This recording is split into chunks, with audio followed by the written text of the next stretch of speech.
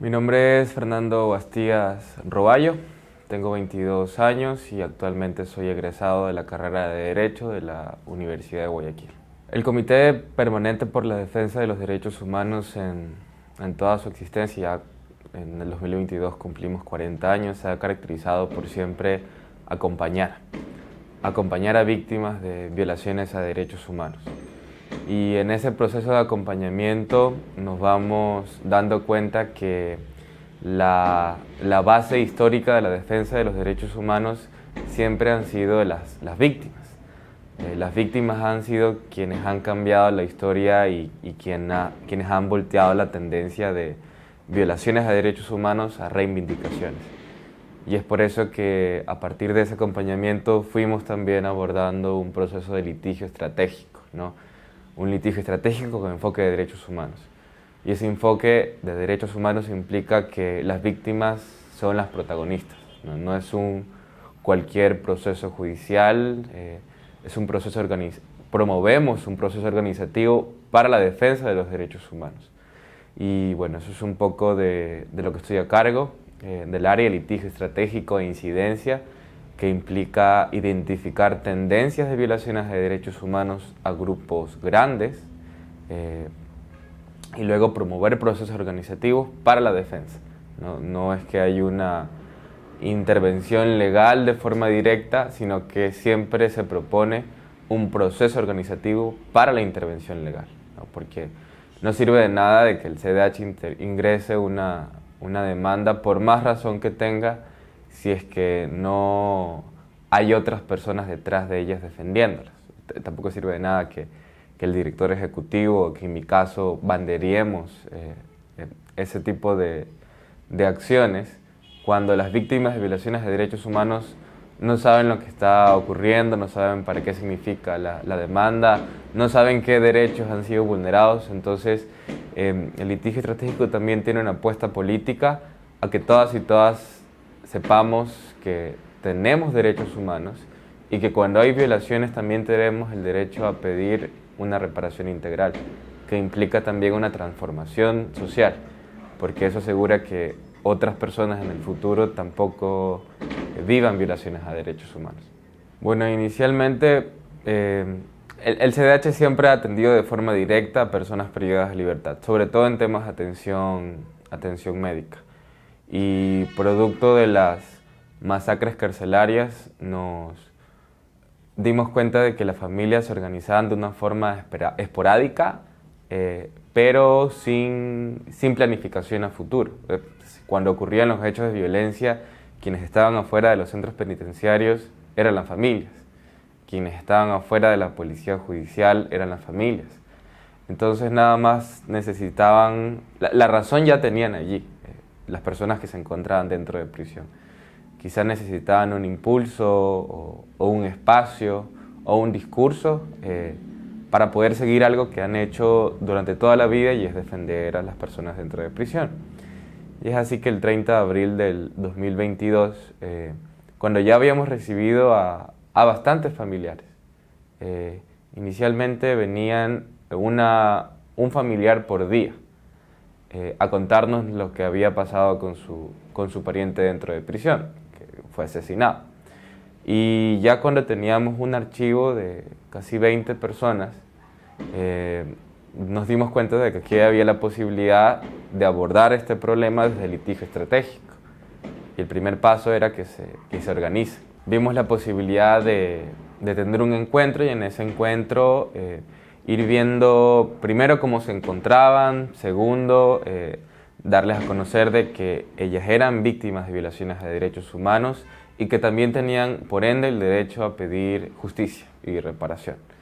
Y bueno, al principio fue complicado porque el miedo siempre está allí. De hecho, no es que recién en las masacres las familias tuvieron violaciones a derechos. Desde que el familiar ingresó a prisión ha iniciado el camino de estigmatización, de victimización y también de violaciones a derechos humanos. Y las masacres, digamos, han sido un escenario más de todo un camino de injusticias. Entonces estaban con ese con ese antecedente de que siempre han vivido violaciones de derechos, pero nunca ha pasado nada, y acá tampoco iba a pasar algo. Y más bien se involucraban en un camino de peligrosidad, de desgaste emocional, porque luchar por los derechos humanos también implica un desgaste. Pero era una apuesta difícil, pero que siempre trae buenos resultados que se iban a transformar y multiplicar. Recuerdo que en el primer encuentro vinieron solo 5 familias. Luego hicimos otro encuentro, y luego otra reunión y otra reunión y otra reunión, y progresivamente fueron involucrándose más personas. Ya no por llamado de nosotros, sino que las mismas familias encontraban a otras en el cementerio o fuera de la policía judicial, y hablaba sobre el Comité de Familiares por Justicia en Cárceles, que se estaban organizando para pedir justicia. Entonces progresivamente fueron viniendo más y más y más y más. Actualmente ya hay más de 30 familias dentro del Comité de Familiares por Justicia en Cárceles. Claro, por supuesto, o sea, primero es de construir esa falsa idea que el derecho tiene la solución de todo, de que en la norma está la solución de todo. O sea, la norma es el resultado de conversaciones de personas en un espacio llamado Asamblea Nacional, y que cada mes crean nuevas normas y que al final no pueden funcionar, o quizá funcionen pero en perjuicio de las personas. Y que la única forma de que la cosa cambie o que la norma funcione, incluidas las normas internacionales de derechos humanos también, es la organización y la lucha de ese proceso organizativo. Y también saber que tú no tienes la solución a la mano, tú no vas a enseñar, más bien el proceso que ha tenido el Comité de Familiares fue de una retroalimentación constante al trabajo del CDH también, inclusive al trabajo profesional y personal mío. No es que en las escuelas de derecho te enseñan a tener la razón siempre. Lamentablemente eso ocurre, pero cuando vas a la realidad es totalmente distinto. Entonces, tener esa posición de que tú aprendes de las familias, porque, por ejemplo, en el primer encuentro que tuvimos, nosotros tenemos un programa de voluntariado y ellos construyeron un poco el contenido metodológico del taller, y ellos iban con la lógica de voy a enseñarles, pero te das cuenta que ellos ya sabían todo lo que nosotros supuestamente íbamos a enseñar, ¿no? Los escenarios de vulneración de derechos ya lo sabían, inclusive a más detalle que nosotros. O sea, nosotros podríamos darle un nombre técnico, qué sé yo, derecho a la integridad personal, pero ellos desde lo detallaban al pie y el derecho. Entonces vemos que no hay como que... en la mano no hay una solución, más bien se construye de forma participativa, y eso es lo chévere. Y eso ha tenido complejidades al momento cuando vas con otras organizaciones que quieren de una presentar una demanda ante el Estado, ante el sistema interamericano, ante el sistema universal, y toca ahí negociar, porque el Comité de Familiares, al ser un proceso organizativo, es quien tiene que estar con rostro, con voz, y el CDH más bien estar en una posición de acompañamiento, de impulso más que todo, ¿no? Y lo mismo cuando tú te relacionas con el Estado, ¿no? Lamentablemente, y ahí en términos jurídicos se ve a la reparación integral como la consecuencia de una sentencia.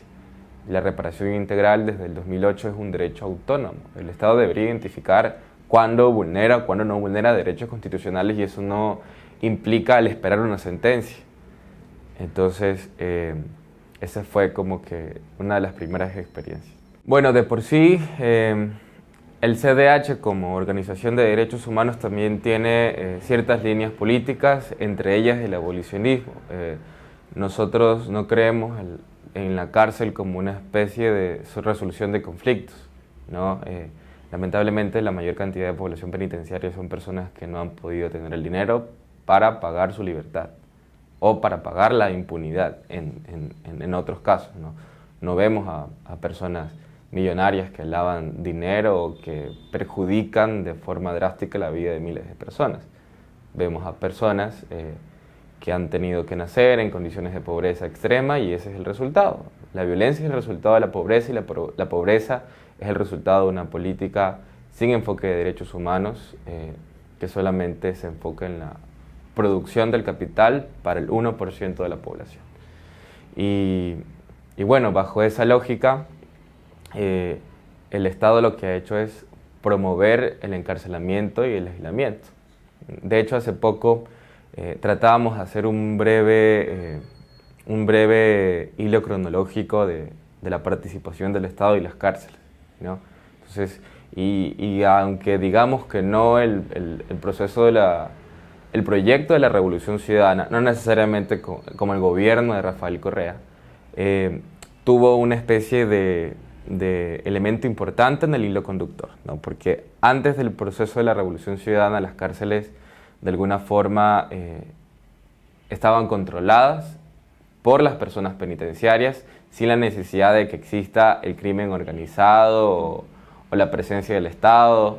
Había hilos de corrupción, ¿no?, en extremo, y todo era un caos, ¿no? Luego, de alguna manera, cuando se construyó una idea de Estado en el proyecto de la Revolución Ciudadana, donde confluyeron diversos procesos sociales, no necesariamente el rostro de una persona, pareció interesante que se redujo drásticamente la población penitenciaria, se construyó un modelo de Estado en la que se centraba en la rehabilitación y no en el encarcelamiento. De hecho, un hito importante fue el indulto a una gran cantidad de personas que habían sido condenadas por microtráficos, se las llamaba mulas de hecho, y eso digamos como que dio ciertas esperanzas en que desde el Estado se podía promover una política anticarcelaria, ¿no? Y sobre todo en el tema de la lucha contra las drogas, que es imposible combatirlas si solo pensamos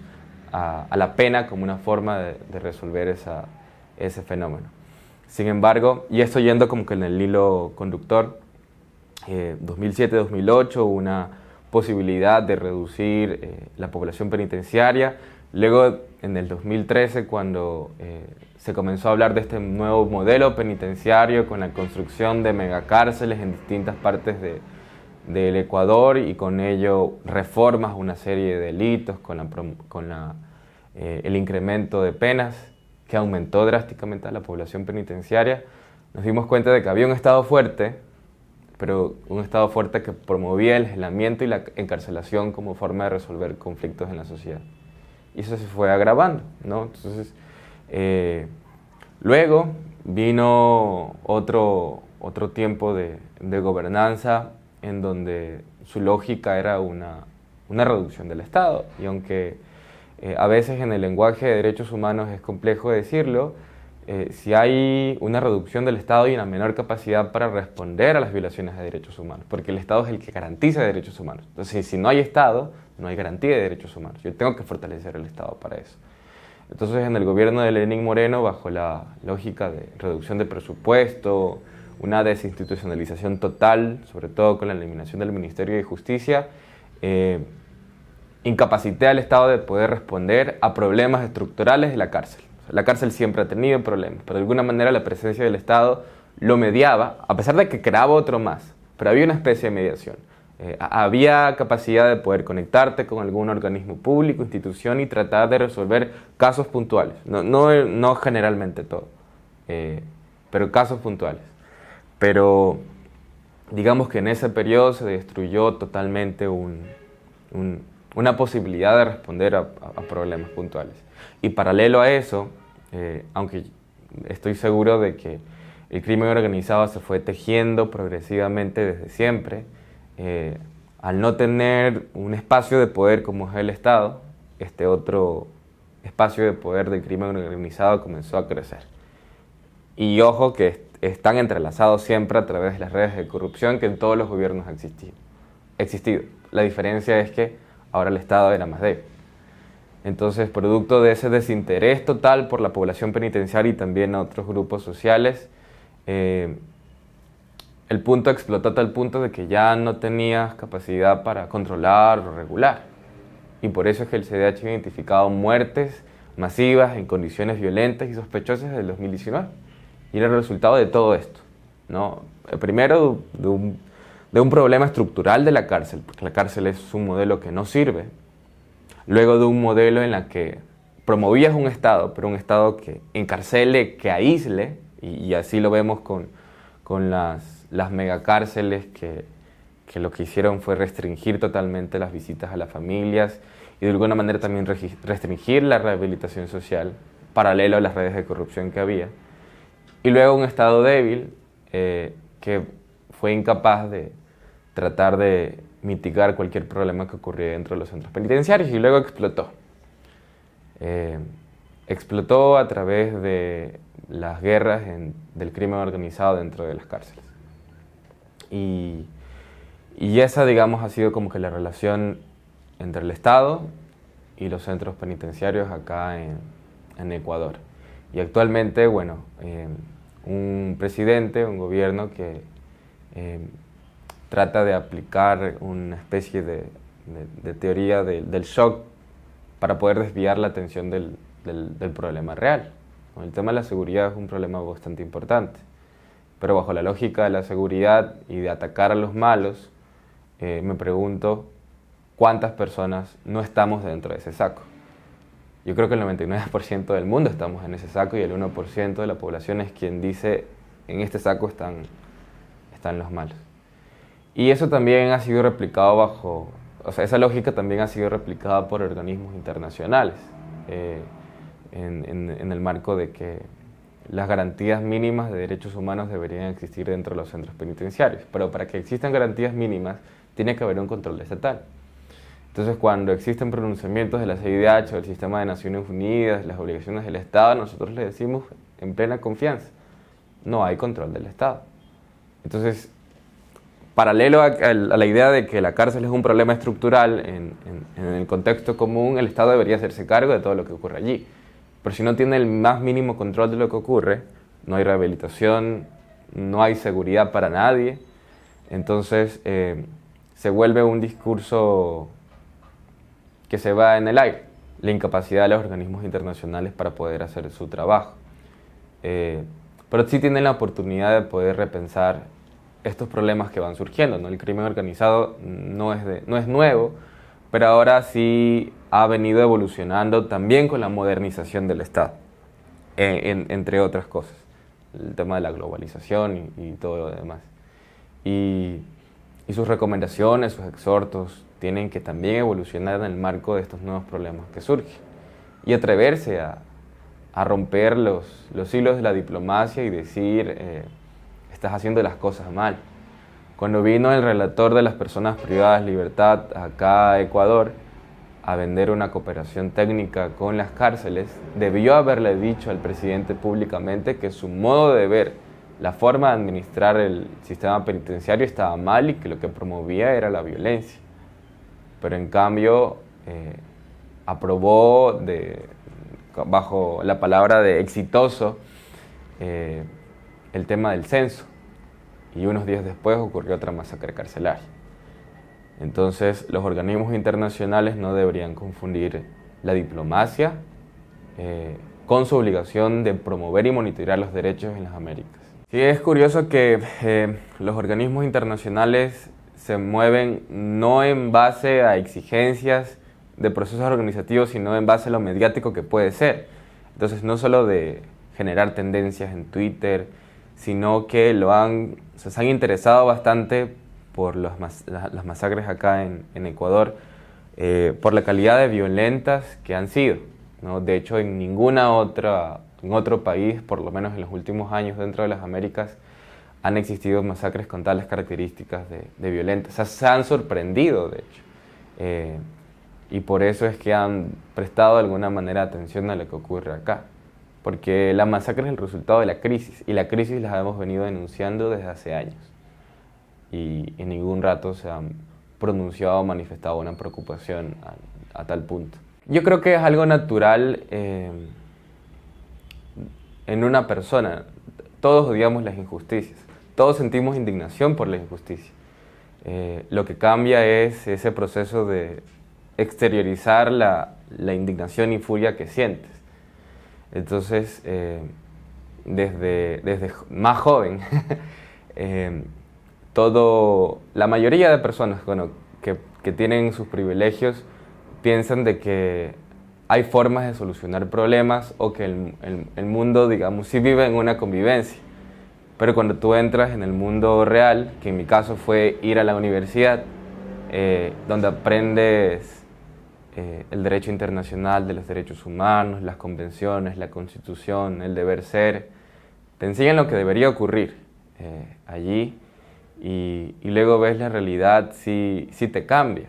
En mi caso, el primer semestre, en el 2018, mi primera materia fue de Derechos Humanos y aprendimos cómo funcionaba la convención, las teorías de los derechos humanos y todo era bonito porque tú veías en las noticias, pasó tal cosa y enseguida tú te decías, bueno, ¿y por qué esta persona no activa tal mecanismo judicial? Si en la norma dice eso. Y por cosas de la vida vine a hacer voluntariado acá al CDH. No lo busqué en realidad, una amiga me dijo que la acompañara porque quería ella hacer voluntariado acá.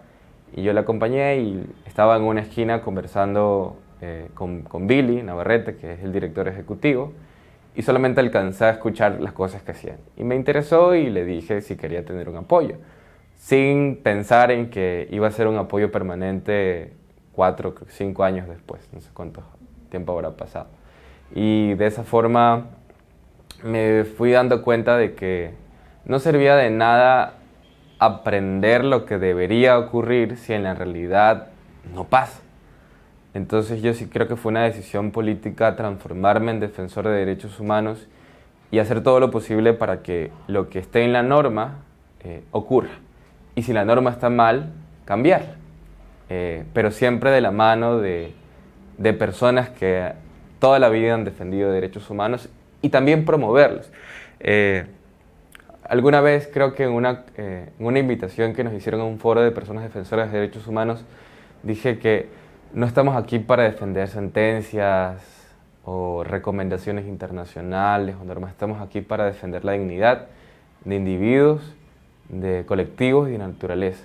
Y eso implica muchas veces irse en contra de la norma o irse en contra de lo que muchos llaman Estado de Derecho, ¿no? Y eso lo vi bastante en las paralizaciones nacionales, ¿no? Que tú en algún rato de la defensa de derechos humanos te vas a encontrar con un conflicto.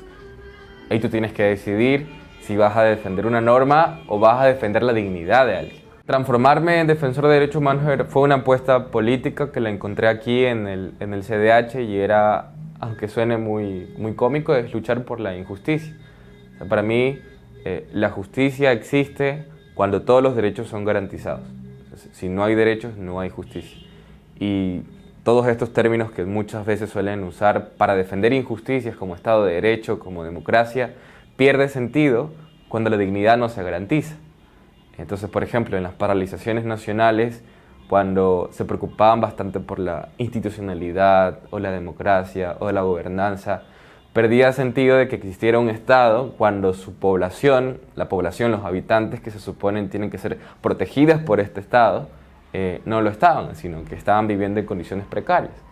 Y eso también tiene mucha fundamentación teórica. De hecho, así nació el Estado. El Estado es el resultado de un pacto. Y el fundamento del Estado, como resultado de un pacto, es proteger a sus habitantes. Entonces, si no protege a sus habitantes, el Estado deja de tener sentido. Y para mí, digamos, esa es la fundamentación teórica de la rebeldía y de la manifestación social. Y a mí no me gusta decir manifestación pacífica, porque ninguna manifestación es pacífica. De hecho, nace de la violencia, pero la violencia que nace también de la violación a derechos humanos. Y bueno, más bien así decidí ser una persona defensora, que no lo hicieron las normas, no lo hizo el derecho, sino lo hicieron otras personas defensoras de derechos humanos que en su momento también fueron víctimas de violaciones. Y de hecho aquí aprendí una teoría interesante que me gustaría en algún rato escribir, y es el fundamento de los derechos humanos, que en las escuelas de derecho de todo el mundo casi siempre la basan en la creación de la Organización de las Naciones Unidas, de la Organización de los Estados Americanos, de declaraciones universales, entre otras cosas. Y bueno, o sea, literariamente los derechos humanos tienen un enfoque también clasista, occidental, colonialista, que en algún momento entra en conflicto. Pero si tú lo ves desde esta perspectiva, o si tú mismo construyes tu propia teoría de derechos humanos, te vas a dar cuenta que la gente ha luchado por la dignidad desde siempre. Desde siempre, en la Revolución Francesa, ¿qué pasó? Un grupo de personas se enojó de que estuvieran en una condición precaria a pesar de que trabajaban todos los días. Y lo que hicieron fue cambiar las cosas. Los medios siempre han sido los mismos, la manifestación, la exteriorización de la indignación. Y cuando me preguntan, bueno, ¿desde cuándo nacieron los derechos humanos? Si decimos que los derechos son humanos, es algo inherente a la dignidad, a la persona desde que naces, te puedo decir, siempre han existido. El problema ha sido su reconocimiento. Y quienes han hecho efectivo ese reconocimiento han sido grupos sociales, trabajadores, mujeres, integrantes del colectivo LGBTQ+, entre otros grupos sociales. Y que eso siempre lo vamos a hacer, siempre van a haber personas defendiendo o exigiendo derechos de que por naturaleza nos corresponden. Hubieron dos momentos importantes que como que sí me hicieron, no digo cambiar de opinión, sino fortalecer más el argumento dentro del mundo carcelario, ¿no? Porque es que uno no siempre sabe todo, va construyendo y aprendiendo en el camino. Y en buena hora lo hacemos de la mano de las víctimas de violaciones de derechos humanos. No lo haces desde un libro, no lo haces desde la norma, sino que lo haces desde la realidad, ¿no? Y hubo dos discusiones al respecto del acompañamiento al comité de familiares. Y el primero fue la indemnización, ¿no? Que muchos juristas, de hecho, siempre la estigmatizan. O sea, el tema de la compensación económica. Debería haber, no debería haber. Y en el caso, la preocupación fue el daño al proceso organizativo. Tenemos que ofrecer la compensación económica como parte de la reparación integral. ¿Dañará o no dañará el proceso organizativo? Y bueno, ahí estamos pensando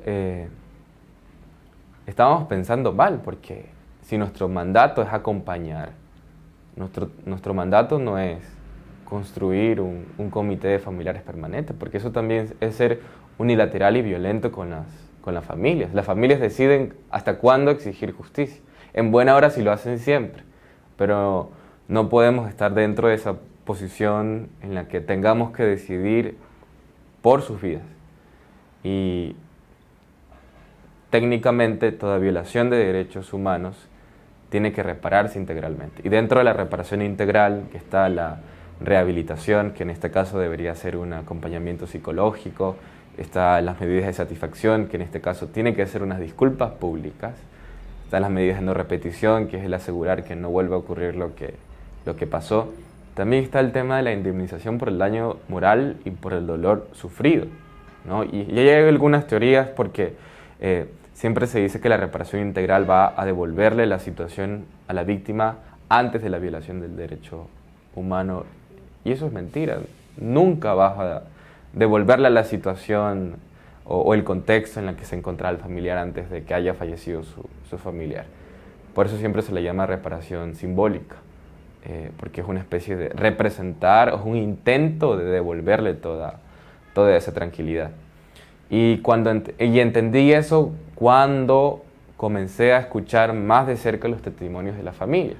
Y digamos, eso fue un momento importante porque yo decía que por salud mental preferiría quedarme del lado de la lectura y la investigación jurídica, y yo armo la demanda, y yo armo el argumento jurídico, y yo investigo, y no las oigo. Más bien lo hacía otra compañera. Pero cuando comencé a tener estas contradicciones dije, bueno, ¿cómo la soluciono? Y la solucioné oyendo a las familias, y ahí me di cuenta que a pesar de que puede ser difícil, porque también toda persona defensora de derechos humanos en algún punto de la historia puede quebrar, las violaciones de derechos humanos son fuertes para las víctimas y también para quienes las acompañan. Y ahí resolví el problema diciendo, no, ellas tienen todo el derecho a la indemnización económica, forma parte de la reparación integral, porque estoy pensando que solamente se quieren beneficiar de eso. Entonces caí también en la estigmatización, que es lo que muchos juristas y personas piensan, pero la compensación económica forma parte de la reparación integral. Con ese dinero puedes hacer muchas cosas que no te tranquilizan, pero puedes solucionar cosas específicas de tu vida, como la paga de la escuela de tu hijo, que la pagaba tu familiar que terminó preso y falleció, qué sé yo. O la paga la atención psicológica especializada que vas a tener a tu hijo. O paga el poder tener una atención médica porque producto del dolor comenzaste a tener algunas enfermedades, entre otras cosas. Eso ni siquiera se debería ver. Entonces ese fue un momento importante, ¿no? Cuando te das cuenta de que si te metes de lleno en la norma te puedes perder. No tienes que olvidar nunca de dónde vienes ni por qué lo haces. Lo haces por las personas, no lo haces por ser famoso o por tener notoriedad dentro del mundo jurídico. O sea, lo haces por las personas. Y si te toca pelearte con todo el mundo jurídico, con todas las personas juristas y expertas, lo tienes que hacer.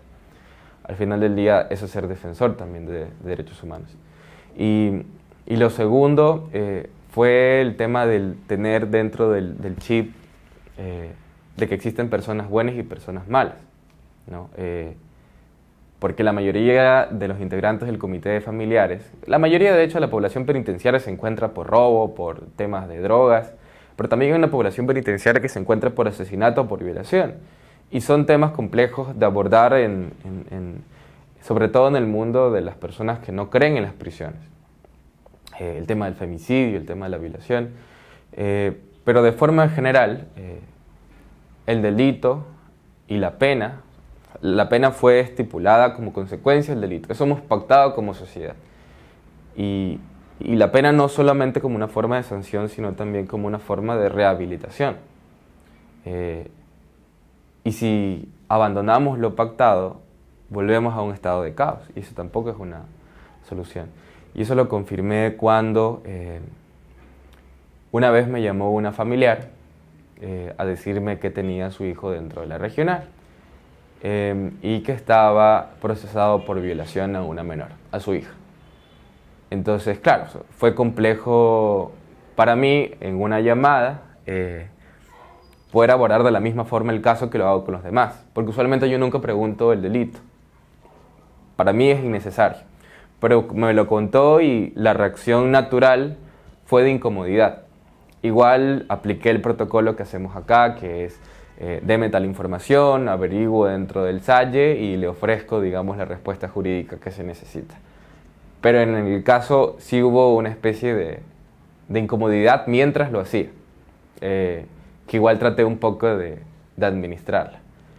Y al siguiente día que vine acá a la oficina, encontré a una señora adulta mayor, tenía 75 años, justamente aquí en donde estamos nosotros. Y le pregunto si quería conversar si él habían atendido, porque aquí en el CDH hay 2 abogados, bueno, en mi caso estudiante, una abogada que se dedica específicamente a movilidad humana y el resto de violaciones a derechos humanos me encargo yo, específicamente el tema, sobre todo el tema carcelario. Y me dijo, la familiar me dijo, yo hablé con alguien ayer. Entonces me sorprendí bastante porque ella vivía en Lago Agrio, en Sucumbíos, son casi 17 horas. Era una adulta mayor súper tierna y para mí era como mi abuelita. Y me di cuenta que el prejuicio que tenemos interiorizado muchos, inclusive las personas mismas defensoras de derechos humanos, hay que saberles administrar. Entonces nosotros hacemos esto porque creemos que ninguna persona merece la pena de muerte y que el cometimiento del delito es el resultado de toda una sociedad que está regida por patrones de violencias que responden siempre al capital o a la forma en la que nos crían a nosotros, en este caso los varones, hablando en los delitos de violación o de femicidio, que tiene que tener una sanción, que es una forma de justicia también para la víctima, pero que también implica una obligación del Estado en asegurar que eso no vuelva a ocurrir, en rehabilitar, y no solamente a la persona dentro de prisión, sino también todas las formas de violencia que los varones aprendemos desde niños y que al final lo exteriorizamos con esos patrones de violencia. Justo veía en Twitter que muchas compañeras feministas decían que Cáceres es el resultado del sistema patriarcal. Aparte de ser un femicida y todo lo demás, es el resultado propio. Y quienes los defienden también. Entonces, eso también es una apuesta anticarcelaria. No concentrarse en el delincuente, sino en el delito, del por qué se permitió de que un niño inocente se transformara en un violador o en un agresor sexual. Son apuestas sumamente interesantes. Y bueno, eso lo recordé cuando vino esta persona de 75 años que viajó 17 horas de un día para otro porque le dije que le iba a tener una respuesta. Bueno, ahora ya estamos apoyándole en el tema del traslado y ahí nos dimos cuenta que la pena no es solamente para la persona, sino también para el familiar. Y el familiar puede tener 1001 problemas, pero está ahí porque ama a su familiar. Y eso también es un tema de derechos humanos. Entonces ahí estuve mucho más convencido de que el trabajo que hacemos es independientemente del delito. Porque la persona que está dentro de la prisión está cumpliendo una pena, que es el resultado que hemos pactado, y que además tiene un grupo familiar que le rodea, que no cometió ningún delito. Entonces quizá, y esto puede también ser un mensaje para personas defensoras de derechos humanos que estén dentro de esa contradicción y que tengan quizá prejuicios interiorizados. Por último, si tú no quieres, no lo hagas por la persona dentro de prisión, pero hazlo por todo el grupo familiar, el núcleo familiar que se encuentra alrededor, que no ha hecho nada para pagar lo que está pagando. La pena no va a la persona tras las rejas, la pena se extiende a todo el núcleo familiar y también tiene un enfoque de clases y de género, porque si nos damos cuenta la mayoría son las mujeres las que sostienen la vida de las personas dentro de prisión y de paso son mujeres racializadas, son mujeres pobres. Entonces aquí hay una apuesta de todos y todas por también involucrarnos en solucionar la crisis penitenciaria.